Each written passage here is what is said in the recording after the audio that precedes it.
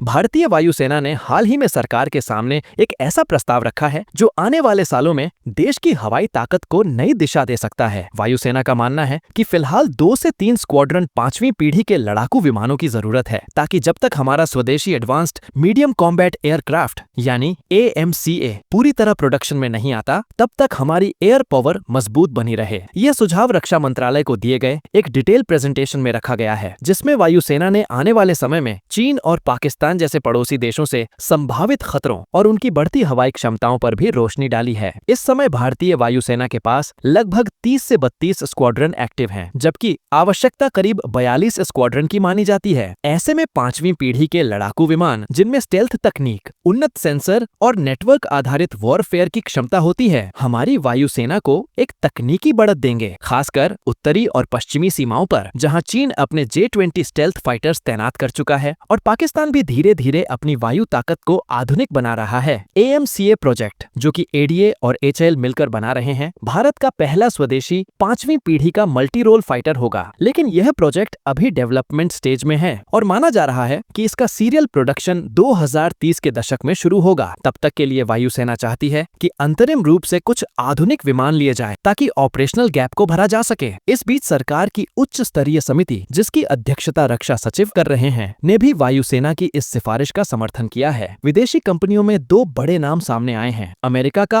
F-35 lighting II, जो एक single engine stealth multi role fighter है और अपनी sensor fusion of network centric warfare क्षमताओं के लिए जाना जाता है, और दूसरी तरफ रूस का Su-57, जो ट्विन इंजन वाला स्टेल्थ फाइटर है और एयर सुपीरियोरिटी व स्ट्राइक मिशन दोनों के लिए डिजाइन किया गया है। दोनों विमानों के अपने अपने फायदे हैं। F-35 का टेक्नोलॉजी पैकेज और इंटीग्रेशन कमाल का है, जबकि Su-57 अपनी मैन्यूवरेबिलिटी और रेंज के लिए मशहूर है। हालांकि इन विमानों को खरीदने का निर्णय इतना आसान नहीं है। इसमें कई फैक्टर शामिल हैं: लागत, टेक्नोलॉजी ट्रांसफर और भारत की आत्मनिर्भरता योजना यानी आत्मनिर्भर भारत मिशन के लक्ष्य। भारत ने हाल के वर्षों में स्वदेशी हथियार प्रणालियों पर जोर दिया है, इसलिए सरकार को यह संतुलन बनाना होगा कि कैसे तत्काल जरूरतें भी पूरी हों और लंबे समय का लक्ष्य भी न बिगड़े। 5वीं पीढ़ी के विमानों का होना सिर्फ हथियारों का इजाफा नहीं, बल्कि युद्ध लड़ने के तरीके में एक बड़ा बदलाव है। ये विमान न सिर्फ स्टेल्थ हैं, बल्कि दुश्मन की रडार से बचकर गहराई तक वार कर सकते हैं और रियल टाइम डाटा शेयरिंग के जरिए जमीन, हवा और समुद्र में फैले हमारे बाकी सिस्टम से जुड़े रह सकते हैं। चीन के J-20 और अमेरिका के F-35 जैसे विमानों ने साबित कर दिया है कि आने वाला हवाई युद्ध अब पूरी तरह नेटवर्क और सेंसर आधारित होगा। भारतीय वायुसेना ने इस अंतरिम खरीद को प्रैग्मेटिक स्टेप यानी व्यवहारिक कदम बताया है, क्योंकि इससे आने वाले 10 सालों के गैप को भरा जा सकेगा। अब देखना होगा कि सरकार किस विमान की ओर झुकती है और क्या शर्तें तय करती है। अगर सब कुछ तयशुदा तरीके से हुआ, तो आने वाले कुछ सालों में भारतीय आकाश में भी 5वीं पीढ़ी के विमान उड़ते नजर आ सकते हैं।